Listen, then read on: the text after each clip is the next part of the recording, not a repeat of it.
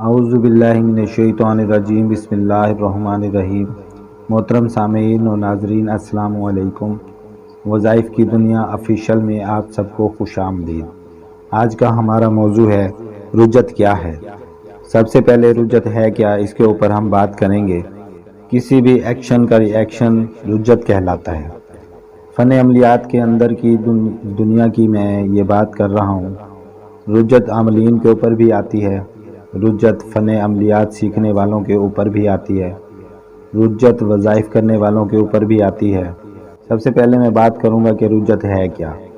مثال کے طور پر آپ نے کوئی عمل کیا، آپ نے کوئی علاج کیا، علاج کرنے کے بعد جو ری ایکشن آئے گا اس کو رجت کہتے ہیں۔ جب عاملین حضرات علاج معالجہ کرتے ہیں تو جب ان کی اپنی حفاظت کمزور ہوتی ہے تو ان کو جب آگے سے بڑے جنات کا سامنا کرنا پڑتا ہے تو ان کے حصار بھی کمزور ہونے کی وجہ سے جنات ان پر مسلط ہو جاتے ہیں، اسی وجہ سے ان کے اوپر رجت آ جاتی ہے۔ اسی طرح وظائف والے جو حضرات ہیں جو غیر عاملین ہیں ان کو رجت وظائف کی وجہ سے اس لیے آتی ہے، ایک تو ان کے حصار نہیں ہوتے، دوسرا ان کو پابندی کا نہیں پتہ ہوتا، تیسرا اگر کسی عمل کی ان کو تعداد بتائی جائے اور وہ اس تعداد کے مطابق عمل نہ کریں اور تعداد خود سے بڑھاتے جائیں کہ جی فائدہ نہیں ہو رہا، ہم اتنا کریں گے اتنا کریں گے، اور اس عمل کو کرتے وقت نہ کوئی وہ صدقہ دیتے ہیں نہ کوئی ہدیہ دیتے ہیں، بس وہ پڑھتے رہتے ہیں، پھر کیا ہوتا ہے، اس کا ری ایکشن آنا شروع ہو جاتا ہے۔ اس طرح وظائف والوں کو رجت آنا شروع ہو جاتی ہے۔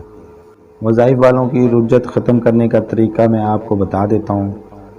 تو اس سے پہلے آج کے عمل کے بارے میں بتانے سے پہلے آپ سب سے گزارش ہے، اگر آپ ہمارے چینل وظائف کی دنیا آفیشیل پر نئے ہیں تو جلدی سے ہمارے چینل کو سبسکرائب کر لیں اور بیل آئیکن کو بھی دبا دیں تاکہ آپ کو ہماری ہر نئی آنے والی ویڈیو کا نوٹیفیکیشن مل سکے۔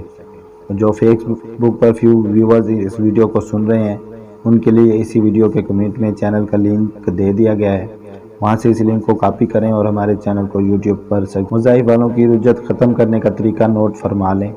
وہ یہ ہے کہ جو بھی عمل کر رہے ہیں اس عمل کو ہفتے میں ایک مرتبہ پڑھ کر، جتنی دفعہ دل میں آئے اتنی دفعہ پڑھ کر کسی مٹھائی کے اوپر گوشت کے اوپر دم کر کے مٹھائی بچوں میں تقسیم کر دیں اور گوشت اپنی چھت پر رکھ دیں، تو اس سے انشاءاللہ تعالی رجت نہیں آئے گی، اگر ہوگی تو بھی انشاءاللہ تعالی ختم ہو جائے گی اور آپ کے عمل میں آسانیاں بھی ہوں گی۔ اس عمل کی برکت سے ہفتے میں ایک مرتبہ یہ عمل ضرور کر لیا کریں۔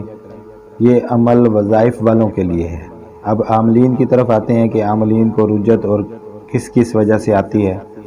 عاملین کو رجت ایک تو یہ ہے کہ وہ جب چلہ کر رہے ہوتے ہیں تو وہ چلے کے دوران جو پرہیز ہوتا ہے اس کا خیال نہیں رکھتے، تو اس کی وجہ سے رجت آ جاتی ہے۔ ان کے تمام کام خراب ہونا شروع ہو جاتے ہیں، ان کی طبیعت خراب ہونا شروع ہو جاتی ہے۔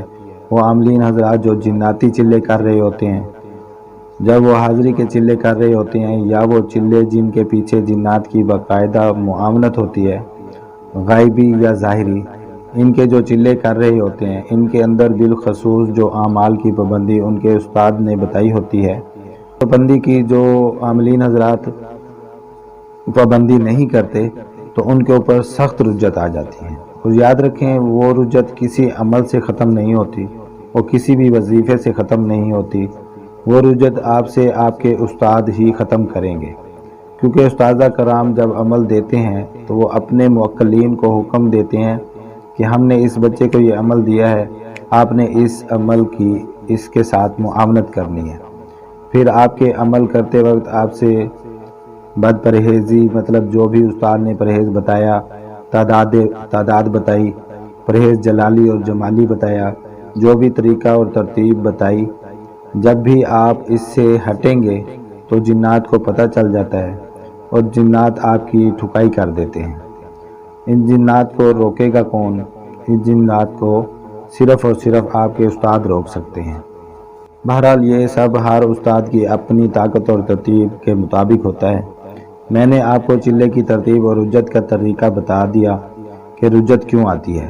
تیسری وجہ یہ ہوتی ہے کہ عاملین حضرات کبیرہ گناہوں سے نہیں بچتے، مسنون اعمال کی پابندی نہیں کرتے، غسل کا خیال نہیں رکھتے، بد نظری کی تو بالکل بھی پرواہ نہیں کرتے اور بد نظری دبا کر کرتے ہیں۔ جب انسان گناہوں میں مبتلا ہو جاتا ہے تو جسم کے اندر ایک سے ایک بدبو پیدا ہو جاتی ہے۔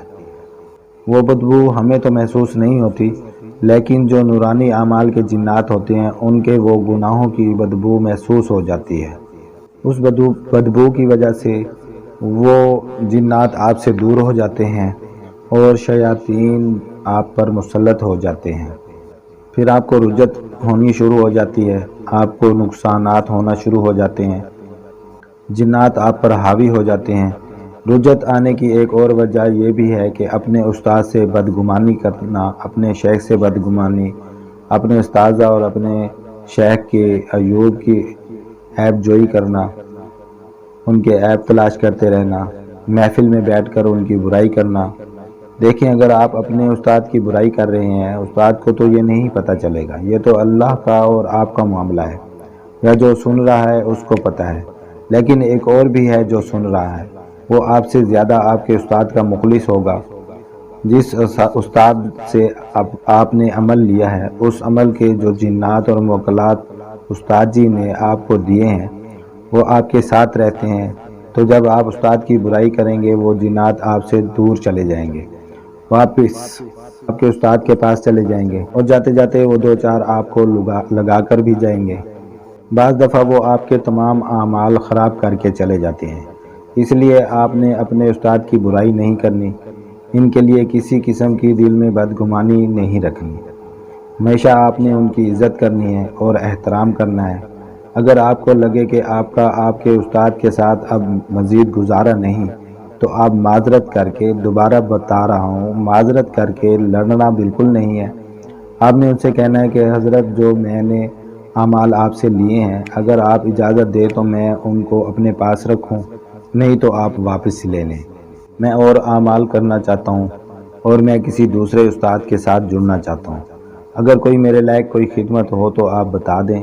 اس طرح پیار محبت کے ساتھ آپ نے اپنے استاد کو چھوڑ دینا ہے، لیکن ان کی بدگمانی ہرگز نہیں کرنی، ان کی برائی ہرگز نہیں کرنی، ورنہ سخت رجت کا سامنا ہوگا۔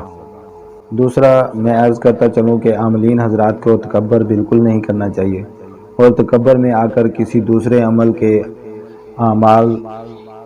کے اعمال سلب کرنے کی کوشش نہیں کرنی چاہیے۔ ہمیشہ اپنے حفاظت کے اعمال کی پابندی کرتے رہیں، حفاظتی اعمال جتنے کریں گے اتنے کم ہیں، اور اپنے استاد جیسے اور اپنے شیخ سے رابطے میں رہا کریں، انشاءاللہ تعالیٰ کبھی رجت نہیں آئے گی۔ اگر رجت آتی بھی ہے تو اس کا علاج ہم اگلی ویڈیو میں انشاءاللہ تعالیٰ آپ کی خدمت میں پیش کریں گے، تاکہ آپ کو اپنا علاج کرنے میں آسانی ہو، عاملین حضرات کو بھی اور وظائف کرنے والوں کو بھی انشاءاللہ تعالیٰ بہت فائدہ ہوگا۔ اب میں آپ سے اجازت چاہوں گا، جلد ہی ملیں گے اپنی نئی ویڈیو کے ساتھ۔ جزاک اللہ خیرہ۔ السلام علیکم۔